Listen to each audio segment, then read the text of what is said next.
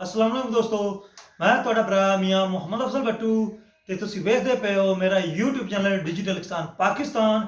ਇਹ ਵੀਡੀਓ ਜਨਾਬ ਸਪੈਸ਼ਲੀ ਕਿਸਾਨ autos and tractor parts Facebook page ਵਾਸਤੇ ਵੀ ਬਣਾਈ ਜਾ ਰਹੀ ਹੈ। ਤੇ ਦੋਸਤੋ ਅੱਜ ਦੀ ਸਪੈਸ਼ਲੀ ਵੀਡੀਓ ਹੈ ਆਪਣੀ ਕਿਸਾਨ ਭਾਈਆਂ ਵਾਸਤੇ।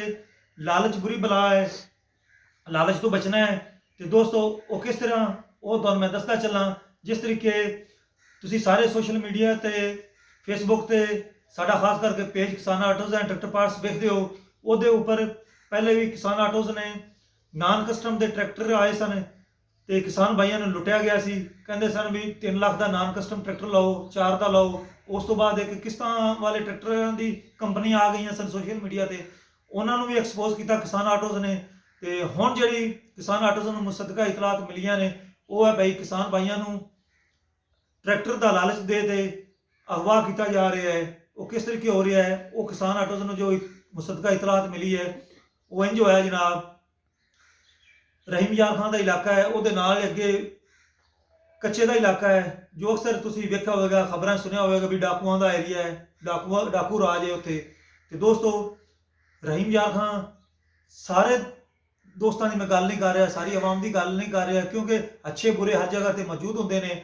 ਤੇ ਉੱਥੋਂ ਦੇ ਇੱਕ ਗੈਂਗ ਹੈ ਜਨਾਬ, ਉਹਨਾਂ ਨੇ ਕੀ ਕੰਮ ਕੀਤਾ ਹੋਇਆ ਹੈ, ਸੋਸ਼ਲ ਮੀਡੀਆ ਤੇ ਫੇਸਬੁੱਕ ਤੇ ਜਨਾਬ ਬੇਲੀ ਸੱਜਣ ਬਣਾਏ ਹੋਏ ਨੇ, WhatsApp ਗਰੁੱਪਾਂ ਵਿੱਚ ਬੇਲੀ ਸੱਜਣ ਬਣਾਏ ਹੋਏ ਨੇ। ਉੱਥੇ ਉਹ ਜਨਾਬ ਟਰੈਕਟਰਾਂ ਦਾ ਲਾਲਚ ਦਿੰਦੇ ਨੇ ਵੀ ਇਹ ਟਰੈਕਟਰ ਹੈਗਾ 85, ਇਹਦੀ ਕੀਮਤ ਹੈ ਮੌਜੂਦਾ 19,11,000, ਅਸੀਂ ਤੁਹਾਨੂੰ ਦੇਵਾਂਗੇ 16 ਲੱਖ ਰੁਪਏ ਦਾ।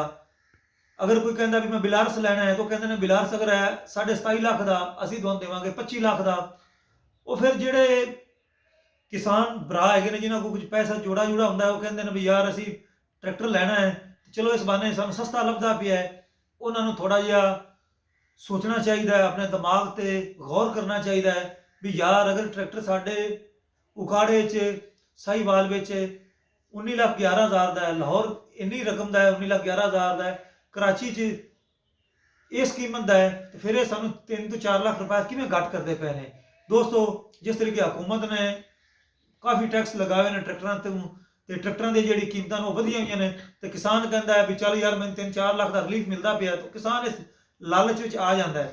ਤੇ ਦੋਸਤੋ ਜੋ ਸਾਨੂੰ ਇਤਲਾਹ ਮਿਲੀ ਹੈ ਉਹ ਜਨਾਬ ਕੀ ਕੰਮ ਕਰਦੇ ਨੇ, ਰਾਬਤਾ ਕਰ ਲੈਂਦੇ ਨੇ, ਫਿਰ ਉਹਨੂੰ ਰਹੀਮ ਯਾਰ ਖਾਨ ਬੁਲਾਉਂਦੇ ਨੇ। ਜਦੋਂ ਬੰਦਾ ਉੱਥੇ ਪਹੁੰਚ ਜਾਂਦਾ ਹੈ, ਪੈਸੇ ਉਹਨਾਂ ਦੇ ਕੋਲ ਹੁੰਦੇ ਨੇ, ਗੱਡੀ ਉਹਨਾਂ ਦੇ ਕੋਲ ਹੁੰਦੀ ਹੈ, ਉਹ ਕਹਿੰਦੇ ਨੇ ਬਈ ਹੁਣ ਆਪਾਂ ਅੱਗੇ ਜਾਣਾ ਹੈ, ਅੱਗੇ ਰਸਤਾ ਕੱਚਾ ਹੈ, ਕੱਚੇ ਰਸਤੇ ਤੇ ਜਾਣਾ ਹੈ, ਇਹ ਗੱਡੀ ਇੱਥੇ ਰੋਕ ਦਿਓ। ਕਿਸੇ ਜਗ੍ਹਾ ਤੇ ਠੱਲ ਦਿੰਦੇ ਨੇ ਆਪਣੇ ਜਾਣਨ ਵਾਲੇ ਕੋਲ ਜਾਂ ਜਿੱਥੇ ਉਹਨਾਂ ਦੀ ਮਰਜ਼ੀ ਕਰੇ, ਤੇ ਉਹਨਾਂ ਲੋਕਾਂ ਨੂੰ ਨਾਲ ਲੈਂਦੇ ਨੇ ਭਾਈ। ਤੇ ਜਿੱਥੇ ਆਪਣੀ ਜਗ੍ਹਾ ਤੇ ਪਹੁੰਚ ਜਾਂਦੇ ਨੇ, ਜਿੱਥੇ ਉਹਨਾਂ ਕਿਹਾ ਹੁੰਦਾ ਵੀ ਸਾਡਾ ਟਰੈਕਟਰ ਅਵੇਲੇਬਲ ਹੈ, ਉੱਥੇ ਲਿਜਾ ਕੇ ਬੰਨ੍ਹ ਦਿੰਦੇ ਨੇ। ਬੰਨਣ ਤੋਂ ਬਾਅਦ ਉਹਨਾਂ ਦੇ ਲਵਾਇਕੀਨ ਨੂੰ, ਉਹਨਾਂ ਦੇ ਵਾਲਦ ਨੂੰ, ਉਹਨਾਂ ਦੇ ਭਾਈਆਂ ਨੂੰ ਫੋਨ ਕਰਦੇ ਨੇ, ਭਾਈ ਬੰਦਾ ਤੁਹਾਡਾ ਜਿਹੜਾ ਟਰੈਕਟਰ ਲੈਣ ਆਇਆ ਸੀ ਸਾਡੇ ਰਾਬਤੇ 'ਚ ਹੈਗਾ ਸੀ, ਅਸੀਂ ਉਹਨੂੰ ਕਰ ਲਿਆ ਅਗਵਾ। ਹੁਣ ਤੁਸੀਂ ਜਨਾਬ ਇਹਨੂੰ ਅਗਰ ਲੈਣਾ ਚਾਹੁੰਦੇ ਹੋ ਸਹੀ ਸਲਾਮਤ, ਤੇ ਸਾਨੂੰ ਜਨਾਬ ਜਿੰਨੇ ਪੈਸੇ ਮੰਗ ਲਵਣ, 30 ਲੱਖ ਮੰਗਣ, 50 ਮੰਗਣ, ਜਿੰਨੀ ਉਹਨਾਂ ਦੀ ਡਿਮਾਂਡ ਹੋਵੇ ਉਹਨਾਂ ਦੀ ਮਰਜ਼ੀ ਕਰੇ ਉਹ ਮੰਗ ਲੈਂਦੇ ਨੇ। ਬੰਦਾ ਜਾਂਦਾ ਹੈ ਭਾਈ ਫਸ, ਲਾਲਚ ਬੁਰੀ ਬਲਾ ਹੈ। ਜਦੋਂ ਬੰਦਾ ਫਸਦਾ ਹੈ ਫਿਰ ਮੇਰਾ ਖਿਆਲ ਹੈ ਵੀ ਜਿਨ੍ਹਾਂ ਕੋਲ ਪਿੱਛੇ ਪੈਸਾ ਭਾ ਹੁੰਦਾ ਹੈ ਉਹ ਫਿਰ ਮੱਝਾਂ ਵੇਚਣ, ਗਾਵਾਂ ਵੇਚਣ, ਕੁਛ ਵੇਚਣ, ਉਹ ਆਪਣੇ ਬੰਦੇ ਨੂੰ ਛੁਡਾਉਣ ਦੀ ਕੋਸ਼ਿਸ਼ ਕਰਦੇ ਨੇ, ਫਿਰ ਉਸ ਬੰਦੇ ਨੂੰ ਲਿਆਉਂਦੇ ਨੇ ਤਵਾਨ ਦੇ ਕੇ।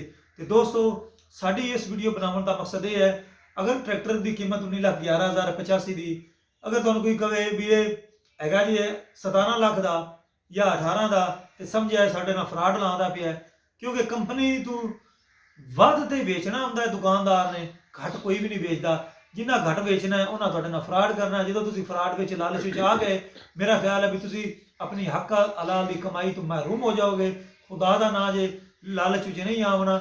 ਅਗਰ ਕੋਈ ਚੀਜ਼ 100 ਰੁਪਏ ਦੀ ਹੈ ਤਾਂ ਉਹ ਕਹਿੰਦਾ ਵੀ 102 ਵਿੱਚ ਮੈਂ ਦੇਣਾ ਹੈ, ਤਾਂ ਸਮਝੋ ਵੀ ਇਹ ਬੰਦਾ ਠੀਕ ਕਰ ਰਿਹਾ ਹੈ, ਕਿਉਂਕਿ ਤੁਹਾਡੇ ਇਲਾਕੇ 'ਚ ਵੀ 100 ਦੀ ਮਿਲਦੀ ਪਈ ਹੈ, ਉਹ 102 ਦੀ ਦੇ ਰਿਹਾ ਹੈਗਾ।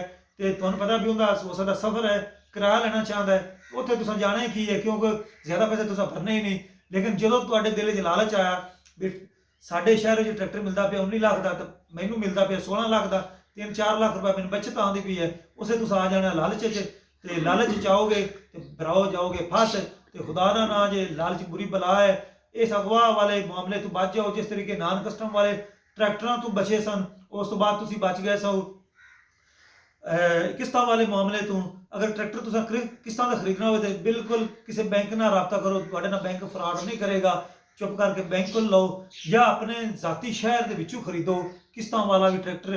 ਤੇ ਜਿਹੜਾ ਕਹਿੰਦਾ ਵੀ ਤੁਹਾਨੂੰ ਮੈਂ 4 ਲੱਖ ਰੁਪਏ ਘੱਟ ਤੇ ਟਰੈਕਟਰ ਦੇਵਾਂਗਾ, ਉਹਦੀ ਗੱਲ ਨਹੀਂ ਸੁਣਨੀ ਜੇ ਬਿਲਕੁਲ। ਅਗਰ ਕੋਈ ਕਿਸਾਨ ਭਾਈ ਕਹਿੰਦਾ ਵੀ ਮੈਂ ਯਾਰ ਫਲਾਣ ਜਗ੍ਹਾ ਤੇ ਜਾਊਂਗਾ, ਕੋਈ ਤੁਹਾਡੇ ਨਾਲ ਮਸ਼ਵਰਾ ਕਰ ਹੀ ਲੈਂਦਾ ਹੈ ਤਾਂ ਉਹਨੂੰ ਬਿਲਕੁਲ ਰੋਕਣਾ ਜੇ, ਤਾਂ ਹੀ ਆਪਾਂ ਕਿਸਾਨ ਭਾਈ ਮਹਿਫੂਜ਼ ਰਵਾਂਗੇ।